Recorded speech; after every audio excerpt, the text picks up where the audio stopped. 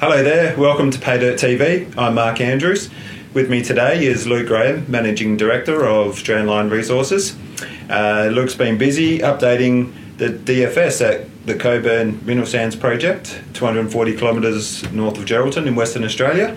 And he's here today to tell us about the positive aspects and the outcomes of that update. Thanks for joining us, Luke. Please tell us what was the most pleasing aspect of the updated DFS at Coburn. We issued our original DFS 12 months ago nearly, and through that time we've been engaging with the end consumers in terms of offtake, and also doing a bit of confirmatory bulk test work and in the market with our contractors and suppliers in getting the project ready for FID. And we're well advanced in our financing process, which has been running in parallel with that. And it was just probably overdue that we updated the market, because there has been some enhancements that our team and our partners have been able to really do. And with the announcements April, of our binding offtake agreements, we exceeded our expectations on the key terms of those contracts. So therefore that created extra value that we probably conservatively didn't take up in the original DFS.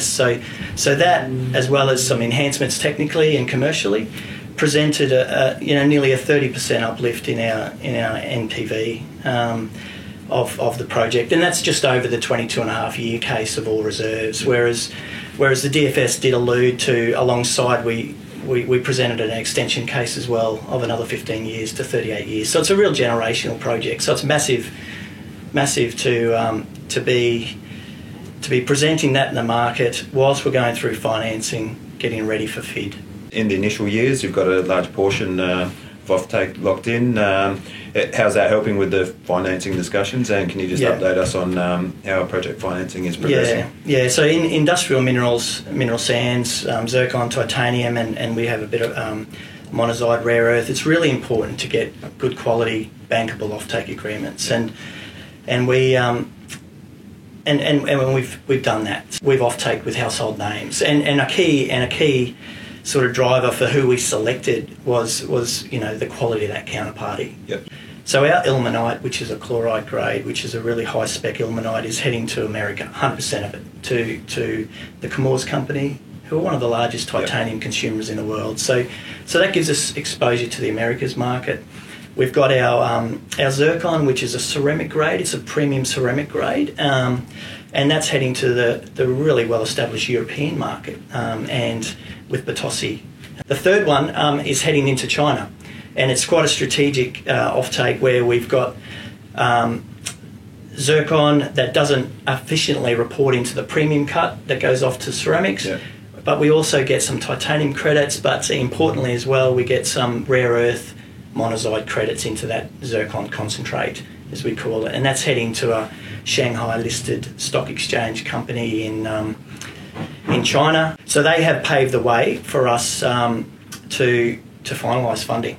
We've been working with the Commonwealth Government, Northern Australian Infrastructure Facility, which is an initiative where they look at long life projects in the northern part of Australia, and we geographically fit in that territory, if you like. And the updated DFS was critical to provide the updated metrics, I guess, for the project, for them to make their investment decision. So hopefully, in the not too distant future, that milestone will be achieved as well. Yep. And then that'll pave the way for finalising the other syndicates or the other components of the full finance package. How is sentiment in the market for mineral sands players at this point in time? It's navigating through this COVID recovery. Yep. Demand's come off maybe 20%, roughly 15 to 25%, but supply has been disrupted as well. Yep. So therefore, we'll see where it ends up over this next little bit. But for our point of view, the macro for mineral sands is fantastic for new projects. Yeah. Underlying demand, which is driven by urbanisation, global growth. There are a broadening array of high-end applications as well, which is driving that long-term growth in mineral sands, and supply is coming off. you're in such a great position that you've got another project in Tanzania, Fungoni, that's at a similar stage. Can you just give us the latest of what's happening with that project, and perhaps explain the Tanzanian situation to us also as it stands? It's a really juicy, rich strandline style deposit, and in April, in the middle of COVID lockdown, as we were all reacclimatising ourselves to the new world, we announced signing the facility agreement for the debt package for Fungoni with Nedbank CIB, a tier 1 investment bank in Africa, understands mineral sands really well.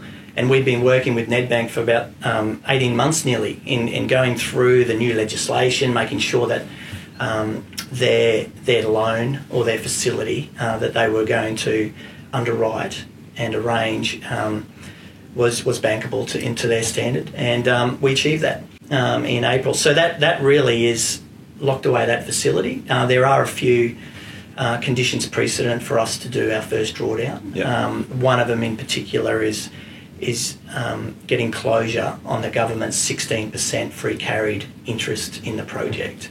But we're getting there, and we will get there. So what that'll do, once we've secured the documentation or the agreement that defines that 16% free carried interest, then we'll quickly move to a development decision. We'll be in that position to make that call. And the fact that we've got this optionality in the portfolio is fantastic for a growth company like us. And have you found liaising, I suppose, with government at this point in time in Tanzania?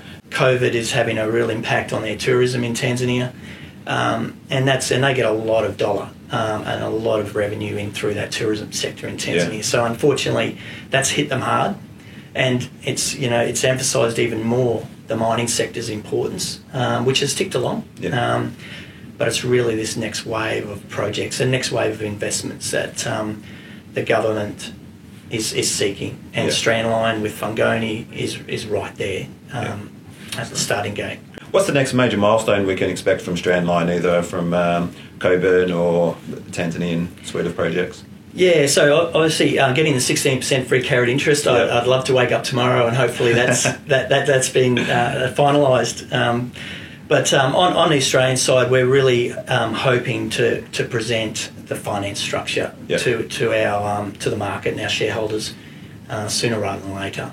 Congratulations on the progress made to date, and no doubt Peter will be following every step of the way and the next step more importantly, and we look forward to having you back on Peter TV in due course. Thank you, Luke. Appreciate that. Thanks for your support.